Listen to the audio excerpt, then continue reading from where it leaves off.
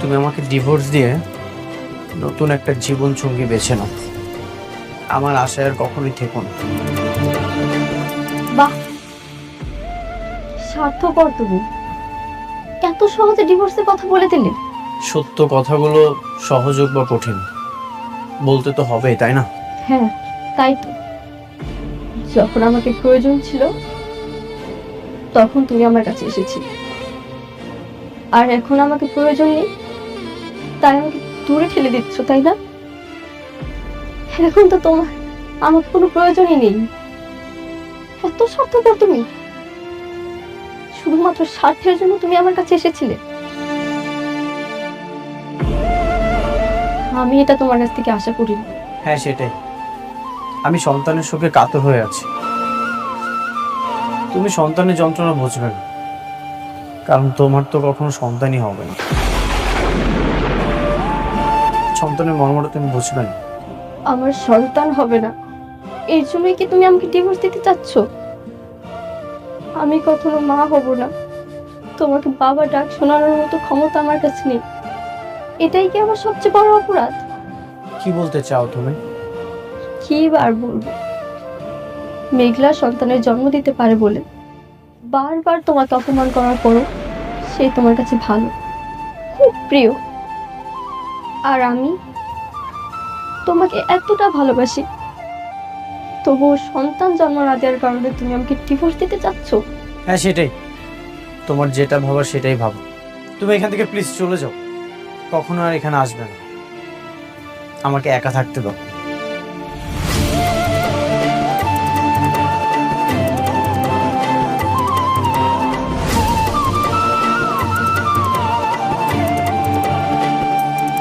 ও যদি আমাকে ডিভোর্স দিয়ে দেয় তাহলে তো আমি বাঁচতে পারবো না। এই পৃথিবীতে আমি মাত্র একজনকেই ভালোবাসি, আর এই ভালোবাসার জন্য আমি সব কিছু করতে রাজি। আমি সন্তান নিলে মনে হয় ও আমাকে ভালোবাসবে, তাহলে এই সন্তান নেওয়ার জন্য যা করতে হয় আমি তাই করব।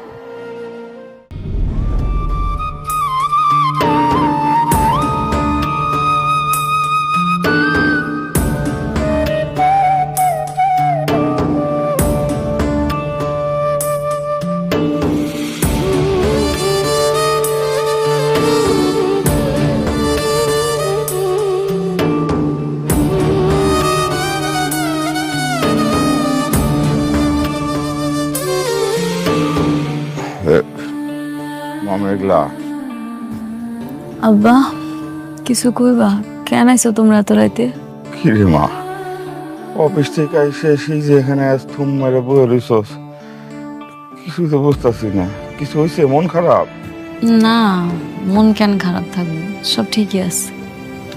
ওমা, অনেকের বিষয়ে কিছু ভাবছোস? কি করবি? জানি না, ওর কথা ভাবতে গেলে আমার সন্তানের কথা মনে পড়ে। ওই আমার যে কষ্টটা দিছে এটা আমি বলতে পারতাছি না আম্মা। মারে, ও মা, অনেকই তো কষ্ট পাইতাছে। তোর সন্তানটা মরে গেল, তোরা দু জায়গায় দুজন বসে বসে কষ্ট নিয়ে কাঁদতাছস।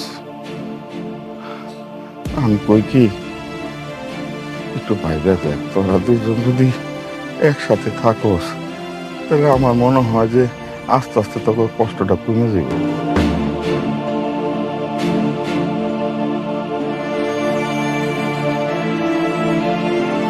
ওমা, চল ঘরে চল, রাত হয়েছে, খাওয়া দাওয়া করে ঘুমাবি। চল। যাও আম্মা, তোমরা যাও, আমি আইতাছি। যাও আব্বা।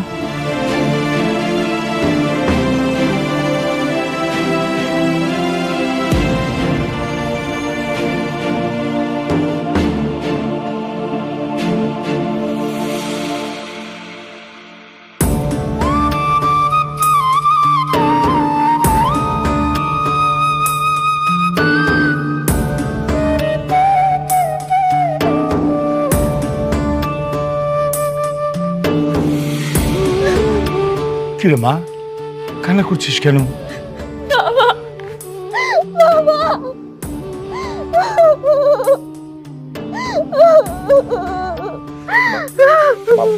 মা শান্ত শান্ত, একটু শান্ত শান্ত। কি হয়েছে মা? কেন কান্না করছিস বল? কেউ কিছু বলেছে? বল আমাকে। বাবা, আমি যে মা হতে পারবো না, এতে কি আমার কোনো দোষ আছে তুমি বলো? না, এতে তো তোর কোনো দোষ নাই। কেন রে মা, তোকে কেউ কিছু বলেছে? বল আমাকে। আমি মা হতে চাই বাবা। আমি ডাক্তারের সঙ্গে অপারেশনের ব্যাপারে কথা বলতে চাই। অসম্ভব মা, অসম্ভব। এই অপারেশনে অনেক রিস্ক আছে, এটা আমি তোকে কখনোই নিতে দেব না। বাবা, এছাড়া আর কোনো উপায় নেই। আমি অনেকের কাছে যেতে চাই। একটা সন্তান না হলে আমি অনেকের কাছে কিভাবে যাব বলো? এই অপারেশনটা যদি সাকসেসফুল হয় তাহলে তো আমি অনেকের কাছে যেতে পারবো। মারি, তুই কেন বুঝতে পারতেছিস না? এই অপারেশনে 50-50 চান্স। তুই তুই আমার একমাত্র মেয়ে। আমি তোকে ছাড়া বাঁচবো না রে মা। তোর তোর সন্তানের দরকার নাই, বাবা আছে না। তুই সারা জীবন বাবার কাছে থাকবি, সারা জীবন তুই থাকবি মা। তারপরে তুই প্লিজ অপারেশন করার কথা বলিস না, প্লিজ মা। বাবা প্লিজ, আমি অনেককে চাই। আমি অনেককে ছাড়া থাকতে পারবো না বাবা। একটা চান্স নিতে দাও, দেখি কি হয়। বাবা, বাবা, বাবা, তুমি তো ছোটবেলা থেকে আমি যা চেয়েছি সব কিছু দিয়েছো বলো। কোনোদিন বারণ করোনি, আমার সব আবদার রেখেছো। কোনোদিনও কিছু চেয়েছি তুমি দাওনি, এরকমটা কখনোই হয়নি। তাহলে আজকে এই একটা জিনিস চাচ্ছি, লাস্ট চাও তোমার কাছে বাবা। প্লিজ বাবা, আমাকে অপারেশনটা করতে দাও। ঠিক আছে, আমি সাব্বিরকে বলে দিচ্ছি তোকে ডাক্তারের কাছে নিয়ে যাবে। আমি জানি না কি হবে, কিন্তু আমি আমার মেয়েকে হারতে চাই না বাবা। তোকে আমি বড্ড ভালোবাসি বাবা, বড্ড ভালোবাসি।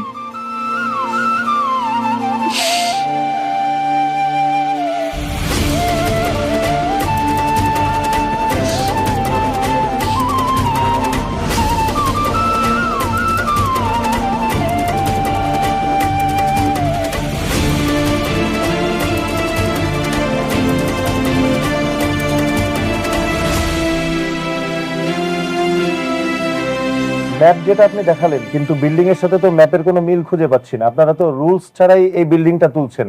আজ থেকে আপনাদের এই বিল্ডিং এর কাজ বন্ধ। সবকিছু তো ঠিক ছিল, সরকারিভাবে পরীক্ষিত।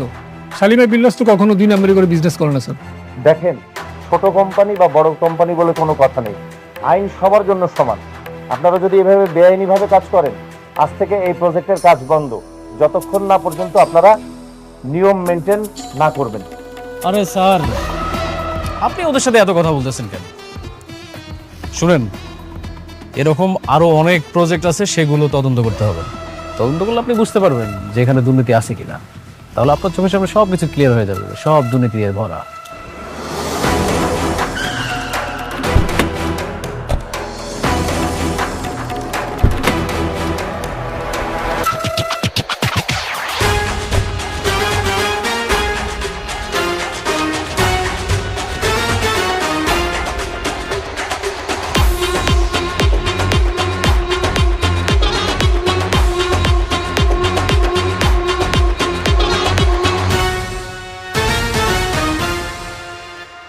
কি হয়েছে এখানে?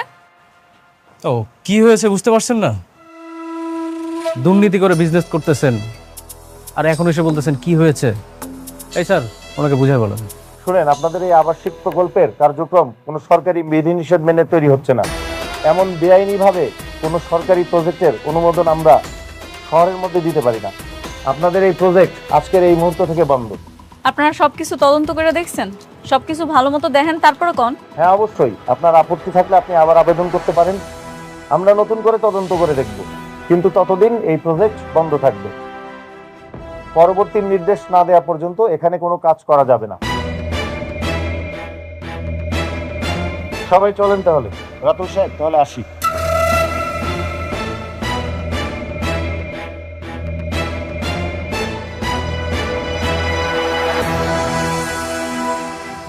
খেলা কিন্তু আবার জমে গেছে।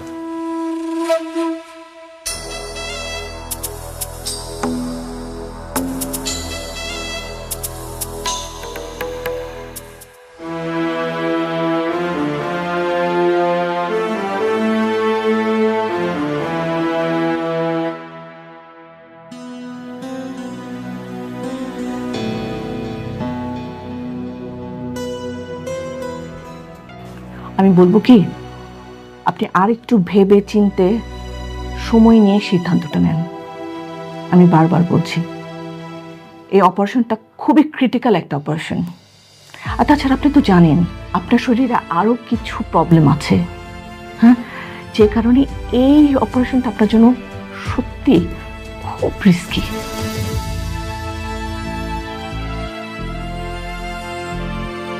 আমি সব রকম রিস্ক নিতে চাই, আপনি ব্যবস্থা করুন। Well and good. আমাদের তো টেস্ট সবই হয়ে গেছে, রিপোর্টও সব এসে গেছে। তাহলে আপনারা যদি রাজি থাকেন, আমরা কালকে বিকেলের মধ্যে অপারেশনটা করে ফেলতে পারি। Okay, thank you. Best of luck. Ma'am, yes. আপনার রাউন্ডের সময় হয়ে গেছে। Oh sure, I have to go. আমি আবার আপনাদের অনুরোধ করব, আপনারা আরেকটু সময় নিয়ে ভাবেন, ডিসিশন নেন। আর যদি ফাইনালি করে ফেলেন যে অপারেশন করবেন, তাহলে পরে আপনারা একটু অ্যাকাউন্টসে যোগাযোগ করবেন, ঠিক আছে?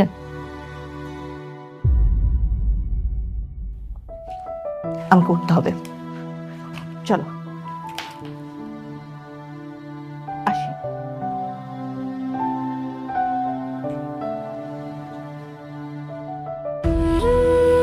বৃষ্টি, কেন শুধু শুধু নিজের জীবনে এত বড় একটা রিস্ক নিচ্ছ বল? তোর কি দরকার এখন সন্তান নেওয়ার? সন্তান না নিলে তো অনেকে আমাকে ডিভোর্স দিতে চাচ্ছে। আমি যদি সন্তানের মা হতে না পারি, তাহলে আমি কিভাবে অনেকের সামনে স্ত্রীর অধিকার নিয়ে দাঁড়াবো বলো? দরকার নেই এরকম অধিকারের।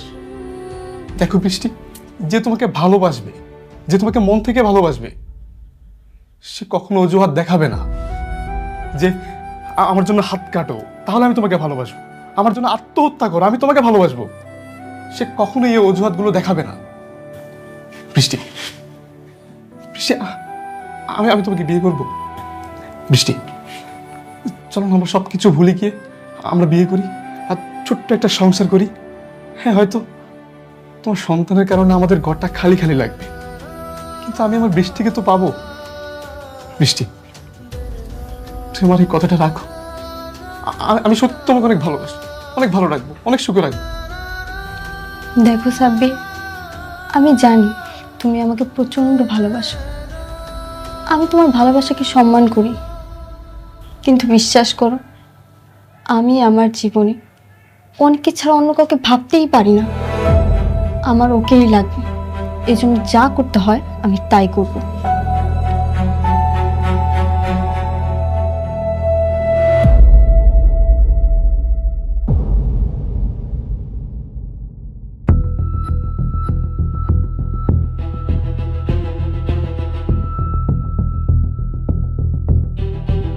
ম্যাডাম, আমাদের প্রজেক্টে তেমন কোনো সমস্যা নেই, তারপরও এমন কাউকে দিয়ে উপস্থাপন করা দরকার যিনি সবকিছু বোঝেন।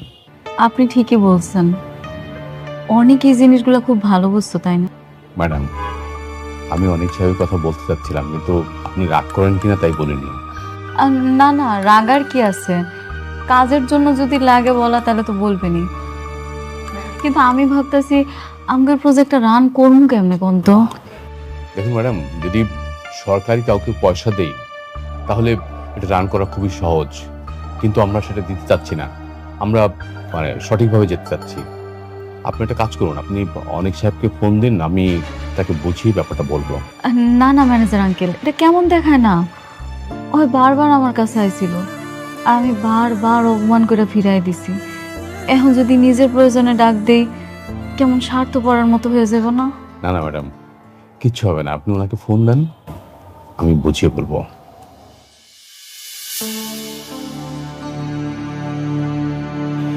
আচ্ছা ঠিক আছে।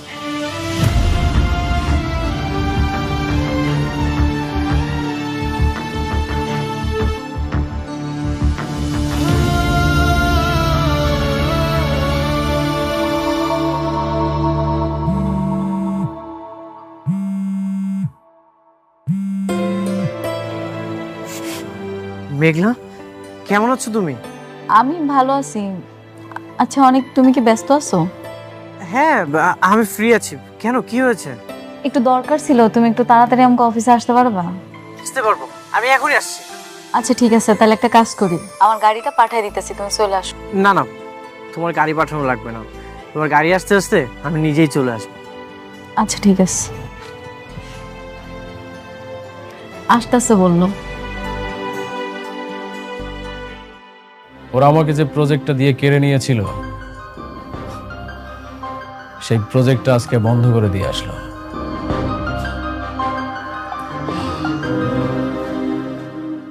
Very good. এভাবেই আস্তে আস্তে ওদের সবল মারতে হবে। মেঘলা ভেবেছিল মনে হয় আমি ফুরিয়ে গেছি, কিন্তু ও জানে না এই রাতুল রাজ কি জিনিস। অনেকের বড় কোনো শিক্ষাই দিতে পারলাম না। যতদিন তা না পারবো ততদিন আমি শান্তি পাবো না রাতুল। তুমি একটু ধৈর্য ধরো, ও তো এমনিতেই একটা বস্তির ফকির, ওর হিসাবটা না হয় তোলা থাকলো। বাট বি কেয়ারফুল রাতুল, ভেবে চিনতে আগাতে হবে। মনে রাখবে শালিমা গ্রুপ বেশ শক্তিশালী। একটু 19-20 হলে উল্টো আমাদের গলায় কিন্তু দড়ি পড়বে, কথাটা মনে রেখো। আপনি এই বিষয়ে কোনো টেনশন করবেন না কেন, আমি একদম হিসাব নিকাশ খুব সুন্দর করে কষে তারপর শালিমা গ্রুপকে ধ্বংস করতে নেমেছে।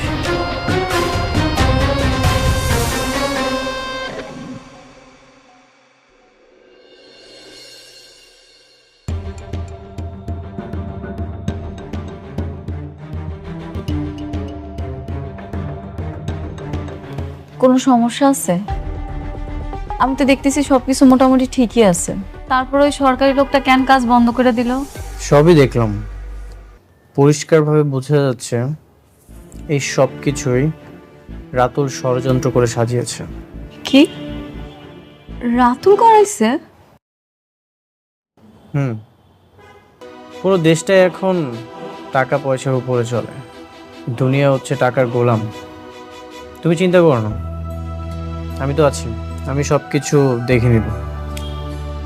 থ্যাংক ইউ অনেক সাহেব, আমরা জানতাম যে আপনি পারবেন। রাতুল ছেলেটা বড় বেয়াদব, সব জায়গায় না সবার ক্ষতি করে বেড়ায়। রাতুল আমার পুরো জীবনটাই ধ্বংস করে দিয়েছে, সব কিছু এলোমেলো করে দিয়েছে।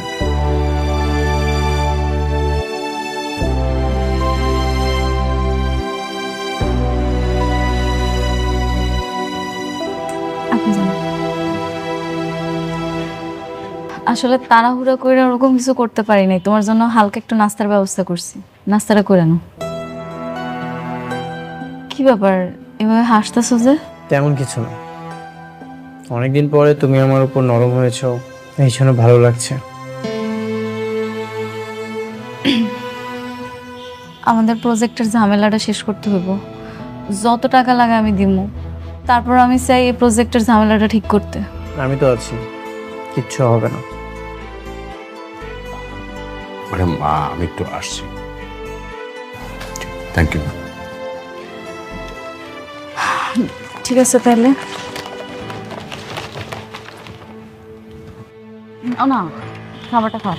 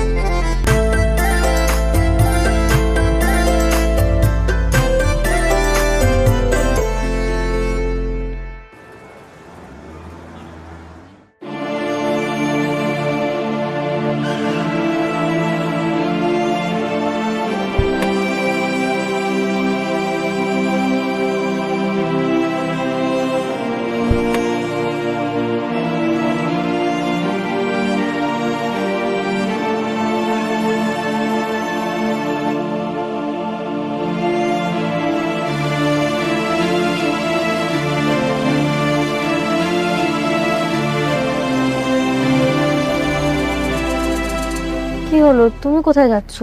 কেন, তোমার সাথে যাচ্ছি। না, তোমাকে কোথাও যেতে হবে না, তুমি এখানেই থাকো, আমি আসছি।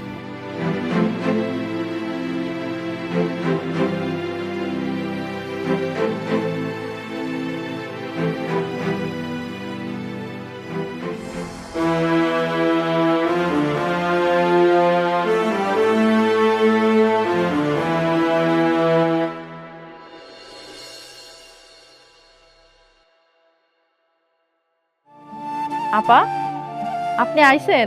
কেমন আছেন? এই তো আপা, ভালো আছি। বাবুর কি খবর? আর কোয়েন না, আমাকে রাজপুত্র শুধু দুষ্টামি করে।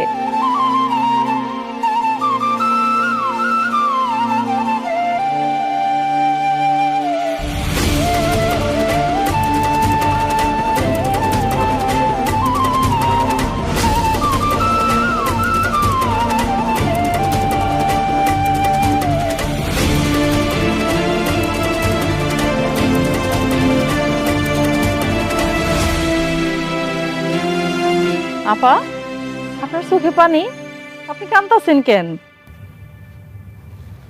ও কিছু না আপা, কালকে আমার অপারেশন, জানি না বাঁচবো নাকি মরে যাব। যদি আর না ফিরি তাহলে ভাববেন আমি আর এই পৃথিবীতে নেই। কিসের অপারেশন? কি হয়েছে আপনার? আমার তো কখনো সন্তান হবে না, কিন্তু প্রত্যেকটা মেয়েরই তো স্বপ্ন সে মাতৃত্বের স্বাদ গ্রহণ করবে, তার একটা ছোট্ট সন্তান থাকবে, সারাক্ষণ মা মা বলে ডাকবে। জানেন আপা, এই সন্তানের জন্য না আমার সংসারটাও ভেঙে যাচ্ছে। এই অপারেশনটা করে যদি আমার সন্তান হয় তাহলে আমার সংসারটাও টিকে যাবে। এই জন্যই আমি অপারেশনটা করছি। আপনার কিচ্ছু হইব না আপা, আপনার জন্য দোয়া করি, আপনি জানি তাড়াতাড়ি সুস্থ হয়ে ফেরেন। যদি সুস্থ হয়ে ফিরি তাহলে তো আলহামদুলিল্লাহ, তখন আবার আসবো। ওর দিকে খেয়াল রাখবেন আপা, আমি না থাকলেও যেন ওর যত্নে কোনো অবহেলা না হয়।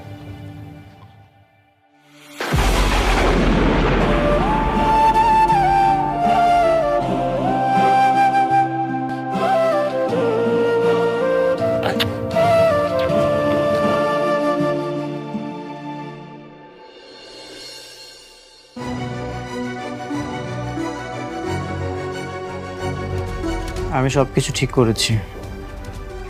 ওরা ডিজাইনটা নকল করার চেষ্টা করছে, আমি সব কিছু আবার নতুন করে বের করেছি। তার মানে কালকে থেকে কাজ শুরু করতে পারবো, তাই তো? হ্যাঁ, আমি তাদেরকে চ্যালেঞ্জ করেছি, কাল নতুন করে তদন্ত হবে আর আমি সেখানে থাকবো। তাহলে তো খুব ভালো। একটা কাজ করি না হয়, আমিও যাবো। কখন যাবা তুমি? আমারে কও, আমিও যাবো। ঠিক আছে, আমি তোমাকে সময়টা জানিয়ে দেব। দেখো মেঘলা, তোমার কাজ মানেই তো আমার কাজ, তাই না? ভাবছিলাম কালকে আমি আমার সন্তানের কবরটা দেখতে যাব, কিন্তু একটার পর একটা ঝামেলা হইতেই আছে। জানি না এই ঝামেলা শেষ হইব কবে। আগে ঝামেলাটা শেষ হোক, তারপর না হয় আমি আমার সন্তানের কবরটা দেখি। তুমি চাইলে যেতে পারো, আমি সব কিছু সামলে নিব। তুমি তো এখন পর্যন্ত বাবুর কবরটা দেখোনি। তুমি নিজের হাতে আমার সন্তানের কবর দিছিলা না? হ্যাঁ। তোমার কি একটুও খারাপ লাগে নাই? বুকটা ফেটে যাচ্ছিল, বাবা হয়ে নিজের সন্তানকে ধরে রাখতে পারিনি। পৃথিবীতে বাবার কাঁধে সন্তানের লাশ, এর চেয়ে কষ্ট হয়তো আর কিছু নেই। থাক এসব কথা, অনেক রাত হয়েছে, যাও তুমি তোমার বাসায় যাও, কালকে তোমার লগে দেখা হইবে। ঠিক আছে বাবা, মা আসো।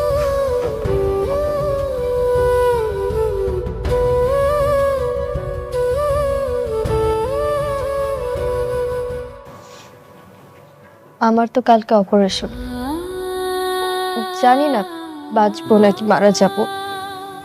আমি চাই আমার অপারেশনের আগে অনেককে আসতে বলবো, ওকে ওর সন্তানের কথা বলে যাব। অনিক আর মেঘলার সন্তান যাতে সুখে দুঃখে একসঙ্গে থাকতে পারে। না না এটা তুই কেন করবি? হ্যাঁ, তুই যদি এটা করিস তাহলে তো আমরা সবাই আবার একই বিপদে পড়ে যাব। থানা, পুলিশ, ঘৃণা, সবকিছু। কিন্তু বাবা, এটা যদি আমি না বলি তাহলে তো আমার মৃত্যু হলেও আমি শান্তি পাবো না। বৌমা, তোমার মরার কথা কেন আসছে বলো তো? তুমি একদম সুস্থ হয়ে যাবে, কিন্তু তো হয় বৌমা, তুমি আর যাই করো অনেককে এখন আসতে বলো না। মানে হয়েছে কি, এই কথা জানলে কিন্তু আমাদের সবাইকে জেলে দেবে। তাই বলে কি ওরা ওদের সন্তান থেকে দূরে থাকবে? বেঁচে থাকার পরও মৃত ভেবে দিনের পর দিন পার করবে? বৌমা, তোমার অপারেশনের আগে অনেককে কোনো কিছু জানানো দরকার নাই। অপারেশন যখন সাকসেস হয়ে যাব, তোমার তো বাচ্চা এমনি হইব। হ্যাঁ, তখন কিন্তু আবার অনেক তোমাকে গ্রহণ করবে না। এই জন্য বলছিলাম কি, যেটা গোপন আছে সেটা গোপনই থাক। হ্যাঁ মা, এখনই অনেককে কিছু জানানোর দরকার নাই। যেহেতু বিষয়টা গোপন আছে, গোপনই থাক। আমরা সময় সুযোগ বুঝে অনেককে বুঝিয়ে বলবো।